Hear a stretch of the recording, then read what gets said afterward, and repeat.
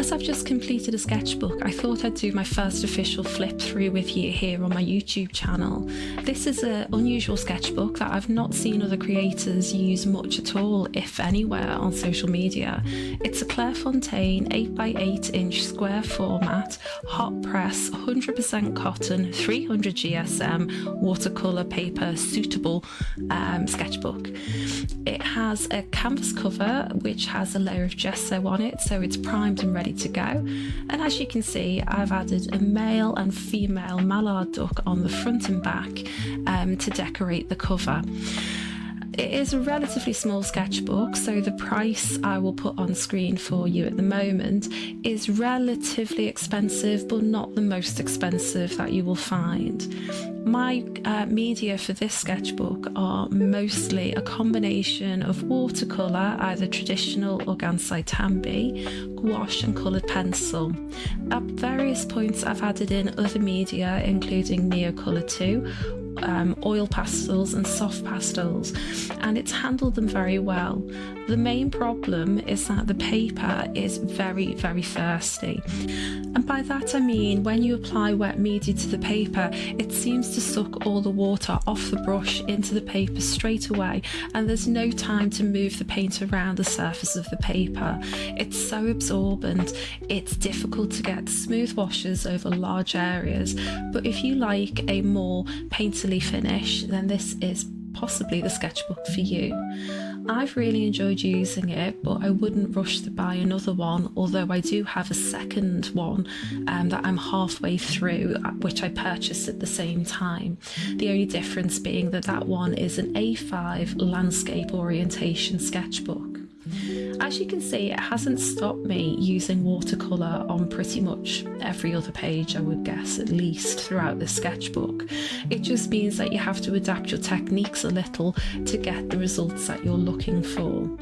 It's great with gouache and it's lovely with soft pastel, and once you've applied a fixative to it, the media will stay put on the page really nicely. Oh, this is my very favourite page, the Mandarin and Ruddy Shelduck, I think. But there's lots of pages that I'm really fond of in this sketchbook. I bought this sketchbook hoping that it would work really well for watercolour, but as I've said, it's not perfect for that. So once I'd done a couple of spreads and got the feel for it, I just let loose with mixed media and enjoyed using these bright white pages with the lovely square format.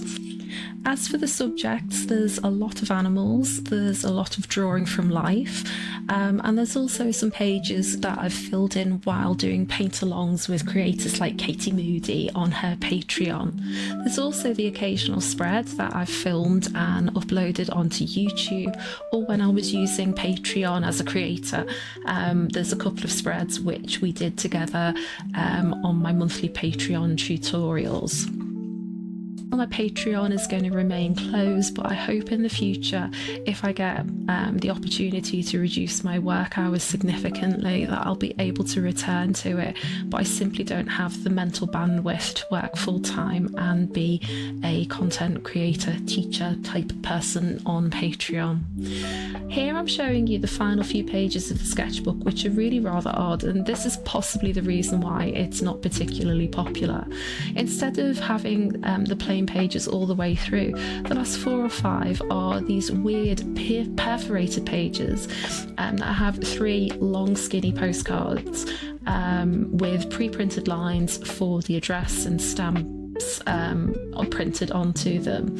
It does somewhat limit the use of the pages, and to be truthful, I would never normally devote this many to swatching, but as I had them and I wasn't going to break up paintings into 3 sections, I just thought, sod it, I'll experiment and play on these odd pages.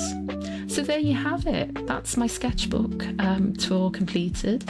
Was there anything that you particularly liked? Have you tried the sketchbook, and which one is your current favourite? Hope to see you soon in the next video. Bye!